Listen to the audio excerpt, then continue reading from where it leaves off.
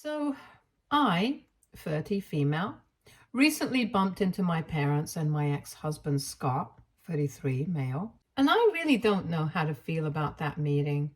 For context, my parents and I have not been on speaking terms for almost 3 years, and it's the same with my ex-husband.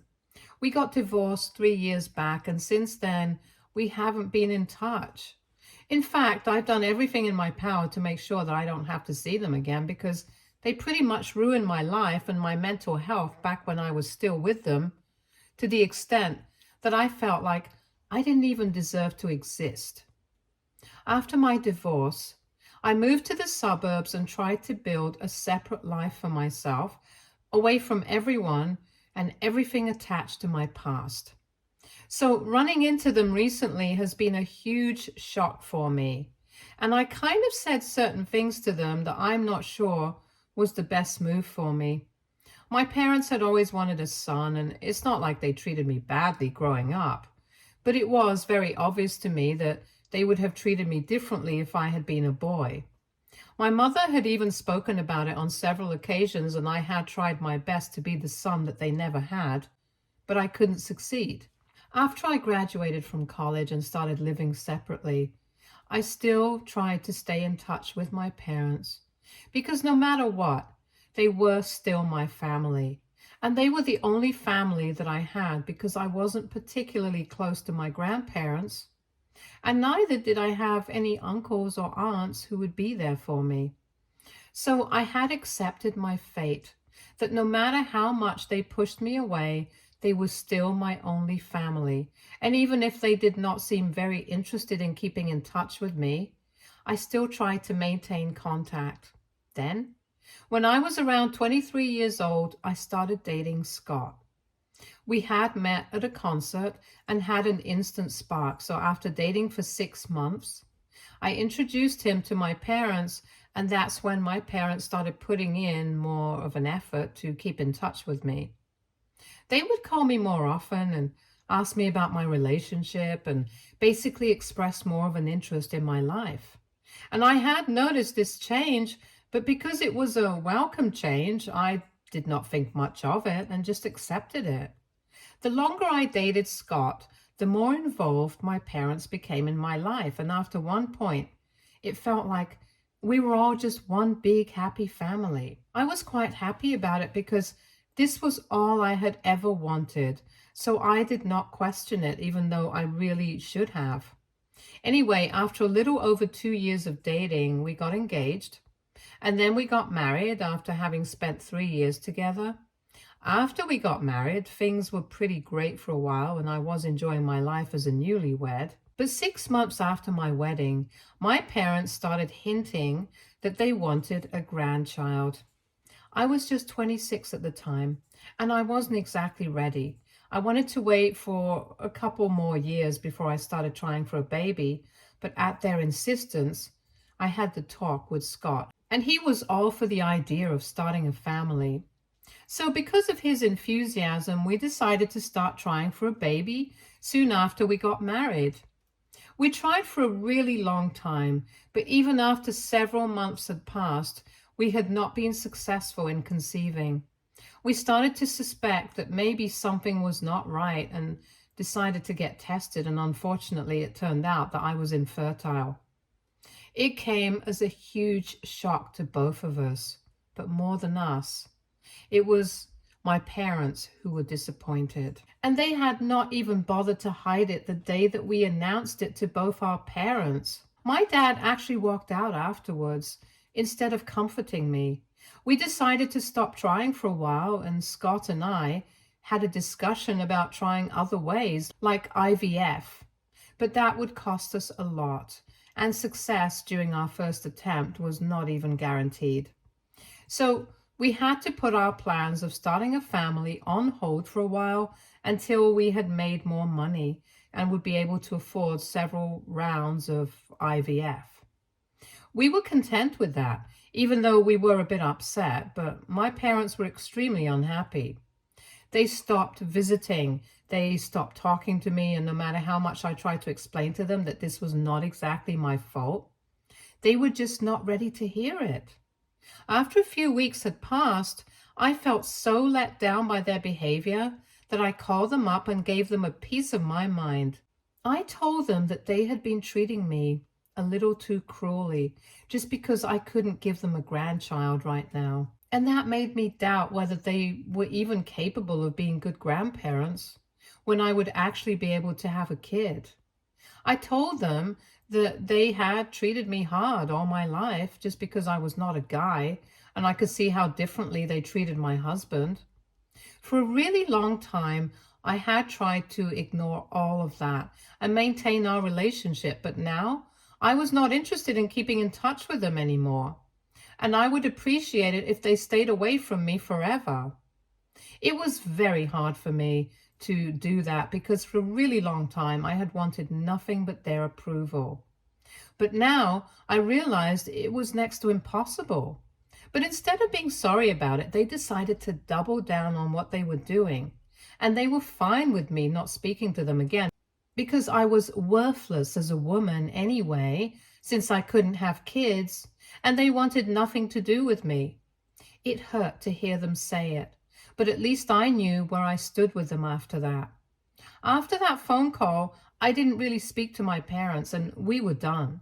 When I told Scott about that phone call, he was very empathetic at first, but after a few days, I started noticing that even his behavior towards me was changing. I ignored it at first because I was already going through a really tough time mentally, so I didn't want to admit to myself that maybe even my husband was going to leave me. So I started pretending that nothing was happening and everything was fine. But within a few months, he had turned into a completely different person and was really cold to me all the time.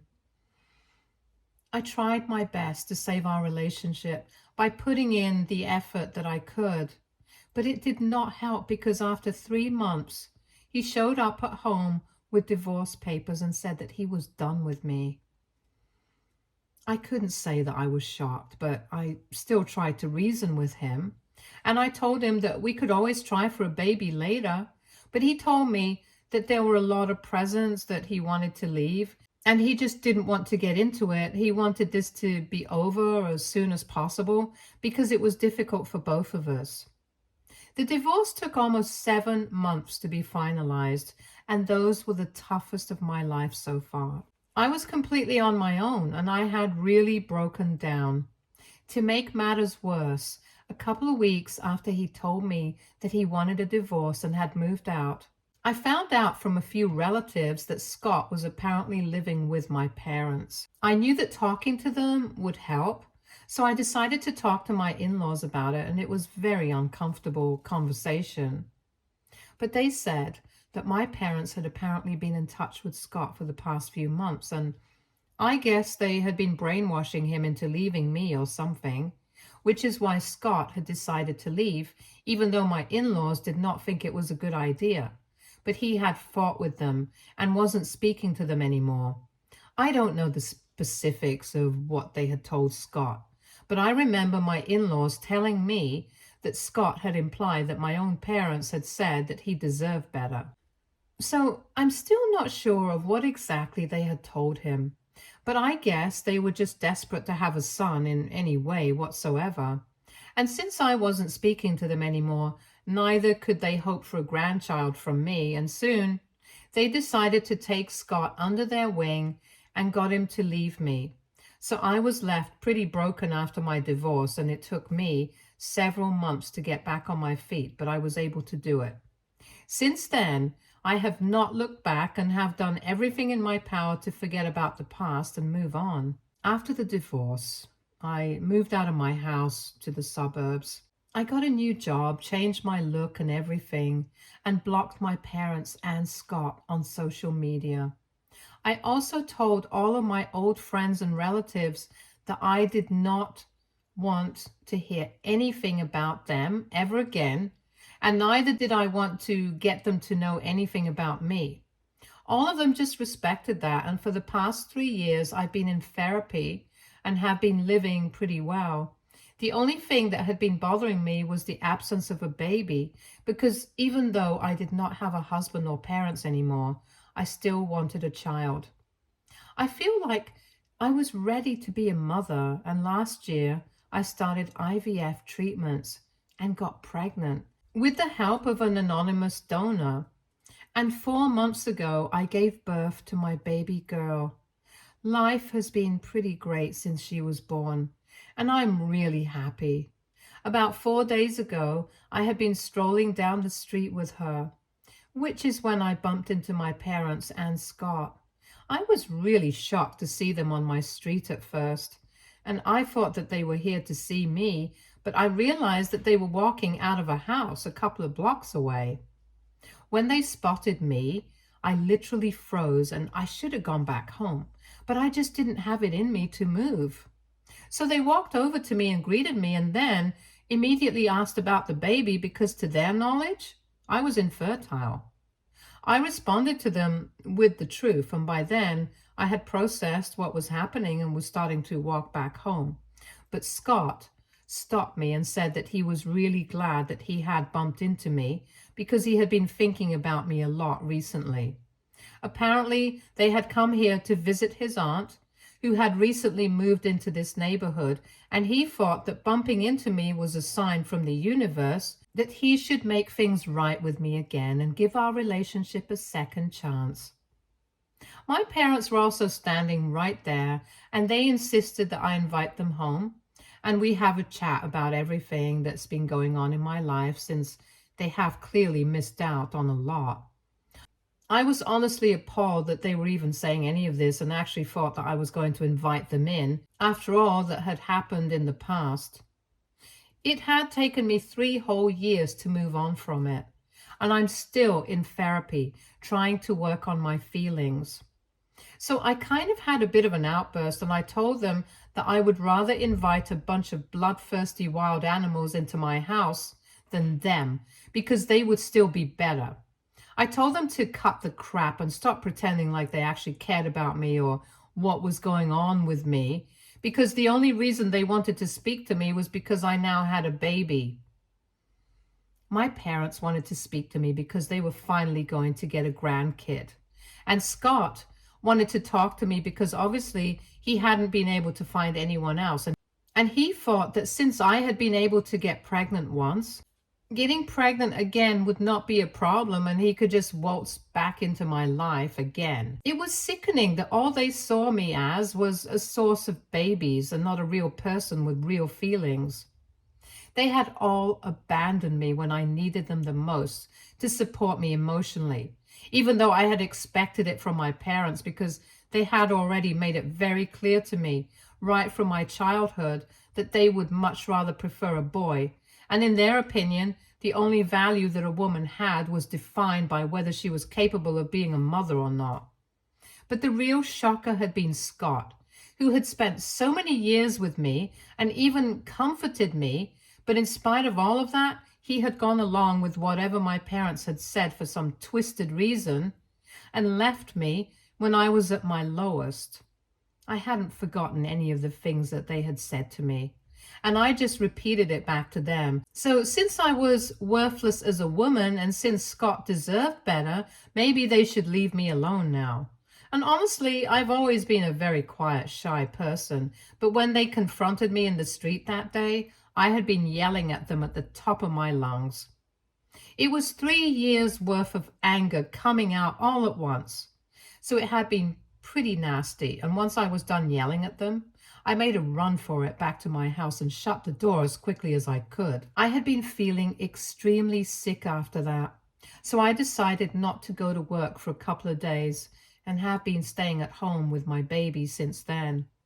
And my interaction with my parents and Scott had been playing in my head on a loop since then. I honestly had no idea what I was going to do about it until last evening when I received a call from an unknown number. I don't know why. I usually don't answer calls from numbers that are not known to me, but yesterday I decided to pick up the phone.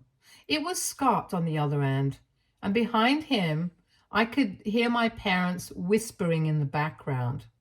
I'm pretty sure they were not even trying to be quiet. They actually wanted me to know that they were there. Anyway, I tried not to let myself be too affected by that. I just told him that I wanted him not to call me again because otherwise I would be forced to take precautionary steps against him, and I did not want to do that. I told him the same thing went for my parents as well. I did not want anything to do with them, and the only reason I had even picked up the call was because I wanted them to know that I was done. I had been done 3 years back as well, and I'm still going to be sticking to it. But Scott told me to hear him out, and in spite of myself, I couldn't hang up. So I let him speak, and he told me that he knew that he had messed up, and so had my parents. But it was just coming from a place of disappointment. He told me that both my parents and even he himself had really been looking forward to starting a family and having a baby in the family and whatnot. Finding out that I was infertile and wasn't even willing to go through IVF until we had enough money, it was difficult to come to terms with for them. And they hadn't dealt with the best way possible. But now they really wanted me to give them a second chance to prove that they were worthy of being a part of my family. And after a few seconds, I told him that I did not buy any of the nonsense that they were trying to sell me. They wouldn't have cared about me if they hadn't seen me with the baby that day, and that was the bottom line. That was the truth of the matter, and I was sick of them trying to pretend that it wasn't. And then I was about to hang up, but my parents piped up from the back and said that this was the exact kind of behavior that they had cut me off for. Apparently, they believed that I had been very selfish and was only thinking about myself when I found out that I was infertile. So instead of giving everybody their space, I kept forcing my presence onto them and kept trying to get them to comfort me and pay attention to me all the time, even though they were struggling with the news themselves as well. And that's why everyone had ended up pushing me away, which is how I ended up in the position of having no one there for me. I did not entertain the conversation after that. I just hung up. And I really do know that they were just trying to gaslight me, but I can't help but doubt myself now. So just for my own peace of mind, I need to ask AITA because I asked for reassurance after I found out that I was infertile. Edit.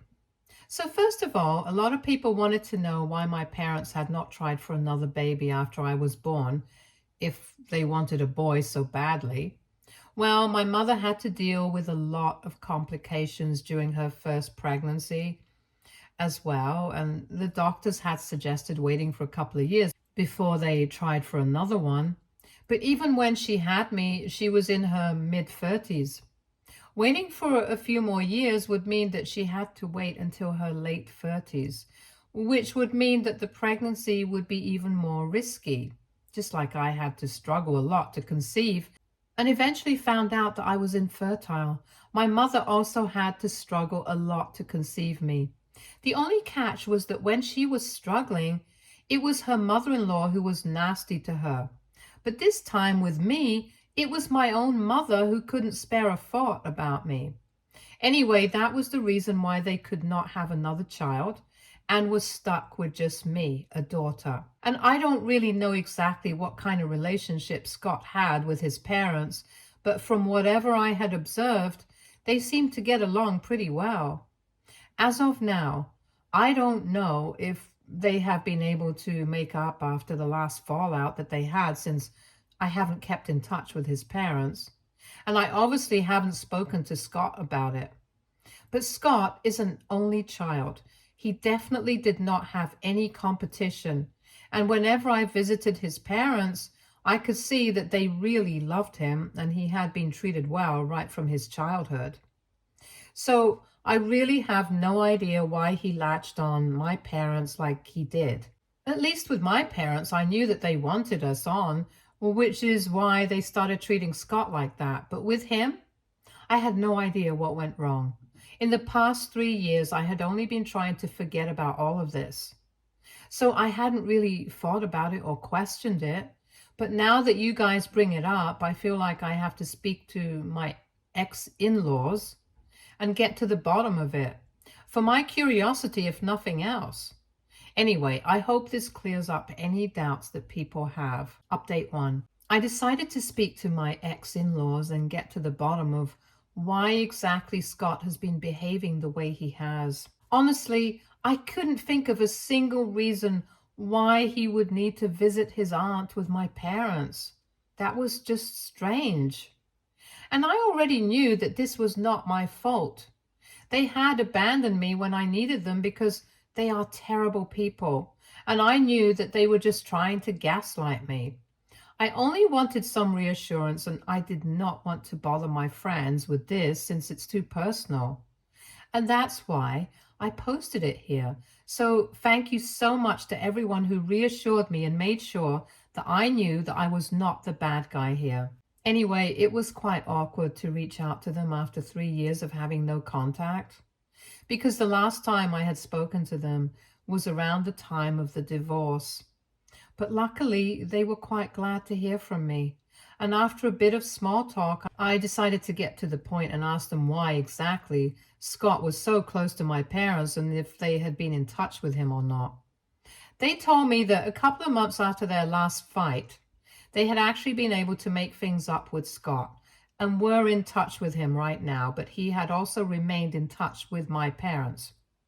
They told me that he had been loved as a kid, so it was not like he was trying to replace his parents with mine. But apparently, my parents have been pretty shady, and right from the beginning of our relationship, they would try to get him on their side. Even while we were dating, Scott would tell his parents that my parents would occasionally invite him to dinner, even when I was busy, and he would be there for them separately. He thought that this was something worth bragging about because he believed that he had impressed my parents simply by being himself. Which was kind of true, because he was a guy, and that was enough to impress my parents.